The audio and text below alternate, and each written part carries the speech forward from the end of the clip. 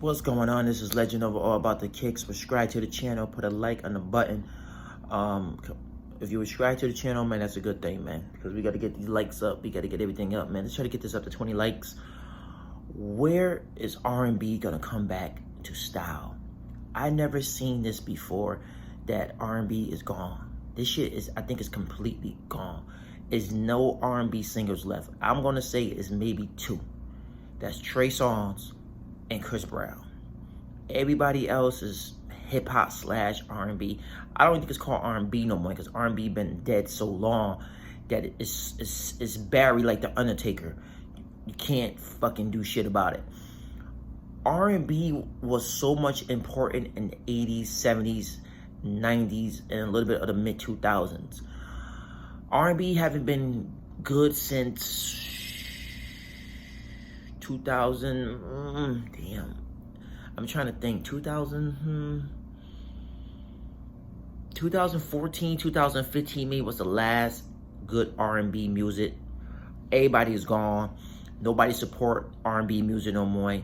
And people who do it R&B now trying to do hip hop. If you got R&B, you got to have a rapper on your R&B song, or it will not get played. So that's crazy. Back in the day when we was younger, my mom used to have Mary J. Blige, Babyface, R. Kelly, Drew Hill, Cisco, Jodeci, Teddy Riley, Keith Sweat, Michael Jackson, Prince. All these artists, a lot of them dead, and a lot of them, they can't make another hit. So I don't understand how you have so many hits and you can't make another hit. And basically you're a songwriter. If you're a songwriter, I mean, sometimes you might get a block. But R&B, back in the day when we used to talk about R&B like we talk about hip hop now. Who's the best singer? Who got the best love songs? And R. Kelly was a person that, he was on a different type of fucking level. R. Kelly was like Michael Jackson, but he was in R&B. You couldn't, when we talk about R. Kelly back in the day, we always put him in a different level. Like I said, R. Kelly, Keith Sweat, Babyface, and all them, Jodeci, all them niggas over there was on this side. And then you add the other people like Joe, Case, you know what I'm saying, R&B singers like that, Usher, all them players like that, we put over here. But them niggas over there, if you say anything bad about them niggas, we ain't trying to hear it. You know what I'm saying? And that's how R&B was. I remember back when I was in school and we was at my grandma's house and we was about to fight over R&B singers. We had our top 10, and it was, you know, I'm not gonna put the whole top 10 because I don't want the video to be too long, but we had our top 10. At the time, it was a lot of albums that came out that year was fire. In 1999, this is over like 21 years ago. This is when I was a little kid. And I remember my uncles and them arguing about who had the best R&B album that year. Who had an R&B album came out that year was R. Kelly came out with his double disc R. Kelly. You had Joe came out with his second album. You had Cisco with his first dong, dong, dong, dong, dong. You had Darnell Jones. Fucking album was classic. He came out with that album. Then you had fucking D'Angelo came out with his album. I didn't ever thought D'Angelo's second album was that good. It was good, but it wasn't better than his first album. So you had D'Angelo. And I'm missing a couple more people I can't think of right now. But them albums that came out that year, everybody was going fucking crazy. Like, nobody knew who had the best album. At the time, R. Kelly had sold the most albums. R. Kelly that year had sold 10 million albums. Darnell Jones went double platinum. Joe went triple platinum. Cisco went 4 times platinum. You feel what I'm saying? So all them albums that came out, these the people I'm telling you that sold albums back then was selling. Keith Sweat that year, he went gold. Motherfuckers was putting out heat. So it was crazy. When you put on a Keith Sweat album, you guarantee pussy. When you put on a fucking R. Kelly album, you guarantee pussy. When you put on a Jodeci album, you was guaranteed pussy. If you was in middle school or high school, you was guaranteed pussy, my nigga. That's just as simple as that. And niggas, leave a comment and tell me who's your best R&B singer. Listen, a lot of y'all might I'm not gonna say y'all gonna disagree with me, but a lot of y'all, you about music, people turn their back on you, or you up or down, and this person is down, and he gonna be down for a long time. My favorite R&B singer out of my top 3, I'm just gonna name 3, is R. Kelly, Keith Sweat. You hear me right now? You hear me? And Prince. Those are my top 3 R&B singers. I gotta do a top 10, but them are my top 3 R&B singers. Prince will put out shit that you be like, damn. R. Kelly would put out shit, be like, damn, that motherfucker could write. That's the type of shit that happens. You feel me? In the mid-90s, you had Usher taking over the game. You had Darnell taking over the game. You had Joe taking over the game. You had Case taking over the game. Like, you had all these dudes that was talented. You know what I mean? Like, Darnell Jones, he got 4 albums. Well, he got maybe 7 albums out. He got, if you body of work, he got 3 good albums. R. Kelly got like 12, 13 classics, bangers that sold over 7 to 8 million albums, every single one of them. Every time R. Kelly came out, he always did 5 million. You know what I'm saying? Joe, his first 3 albums, he sold 2 or 3 million albums. Keith Sweat, triple platinum, double platinum albums. You know what I mean? And I feel like people don't give these R&B singers their respect. Same thing with Genuine.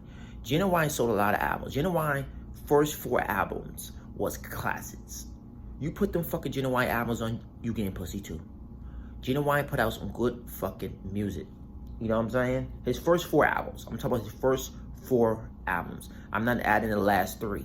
His first 4 albums, all platinum albums. First 2 albums, double platinum. And the last 2 albums, platinum. After that, he started falling. Not gonna say falling off, but he had put out a 5th album, but he was about to get off the label, so they didn't really promote the album. And that's about these record companies. If you got a 5-album deal, if you beefing with them, they won't promote your last album. So you gotta, if you ain't promoting it real hard, you're not gonna sell. So that's how that went. Then you could add Usher. Usher took over the game in the 90s. First album he came out with was with Puff Daddy. That shit flopped. Shit didn't do shit. He was like 14, 15 years old. Babyface and them, he was on Babyface label. They actually was about to drop him. You know what I mean? He kept doing his touring. His mom had him doing everything. Came out with My Way album. The motherfucker sold 7 million albums in 97. Then he took a 4-year break. Came out with 8701. Sold another 5 million albums. And that the album that put Usher to the top of the level that made that nigga said, niggas respect Usher. They respect him, but they didn't really respect him until he came up with that Confession album. He sold 25 million albums worldwide. He didn't have to come up with another album no more. His first 3 albums, classics. He didn't have to come up with no more albums. Them 3 albums right there that put Usher in a different type of level with R. Kelly, Keith Sweat, Babyface, all them dudes. You know what I'm saying? Then about R&B, when you get in the R&B business, especially if you got a label and you got R&B singers, a lot of these R&B singers, their first album, it maybe go double platinum. Then they want to fucking fight with you and don't want to, like, they think they're better than you. That's about signing artists. Like, if I had a record label and I signed somebody, you gotta, it's crazy because it's like, motherfuckers get a big head. And that's what happens. Your album start flopping because you don't listen to the owner, or you don't listen to people who write good songs. And that's the same thing I'm talking about with Silk. Keith Sweat has signed Silk, put them out, wrote their first album. They maybe wrote like 1 or 2 songs, but Keith Sweat wrote 90% of the album. Now, the second album, they didn't want him to really write too much. They wanted to write themselves. I understand that. If you're going to write good songs, if you're going to write the good songs, okay, cool. If you can't write a fucking hit, and Keith Sweat got a fucking hit sitting on the fucking table, you better take that shit. You know what I'm saying? How many hits that R. Kelly gave to everybody? R. Kelly wrote songs for every fucking body. Mary J. Blige, Tony Braxton, Drew Hill, fucking, the Ozzy Brothers. He wrote songs for fucking Dream. He wrote songs. Not the Dream. Not that Dream. He had a group called The Dream. R. Kelly wrote songs for fucking B2K. He wrote songs for Nick Cannon. He wrote songs for fucking Nivea. He wrote songs for everybody. He wrote songs for Sparkle first. Sparkle first album was fucking dope, because R. Kelly wrote 90% of the album. But when she wanted to come out with her second album, she wanted to go different. And what happened? Her album flopped. Came out with an album in 2000, that shit flopped. Didn't do shit.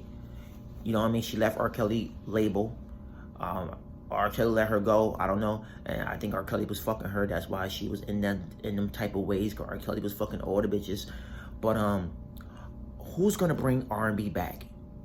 R&B was dying. Then Chris Brown and Trey Songz brought the shit back. They brought the shit back. You know what I'm saying? They brought it back. R. Kelly kind of started like not going down, but back in 2009, you know, his career wasn't going down, but people wasn't really listen to the albums like that no more, because he came out with that 2009 album. I can't think of the name of it, and that shit was fire. And he barely went gold. Then he came out with 2 more albums. They went gold, gold, gold. They should have went platinum, but he came out with, you know, Black Panties. That was a classic album. Classic. Only went gold. Then he came out with I can't think of the other album he came out with. He came out with that album. That only went gold. And them albums should have went at least double platinum. You know what I'm saying? So I'm not saying R. Kelly was losing fans. People was not buying music. They kind of started like pushing him to the side and listen to Trey Songz and listen to Chris Brown. You know what I'm saying? Them two was the hottest ones out, putting out that quality music. You know what I'm saying? It took Trey Songz, his 3rd album, for people to give Trey Songz his respect. His 3rd album, Trey Songz' first album was straight. It wasn't corny, it was straight. I bought it, 2005.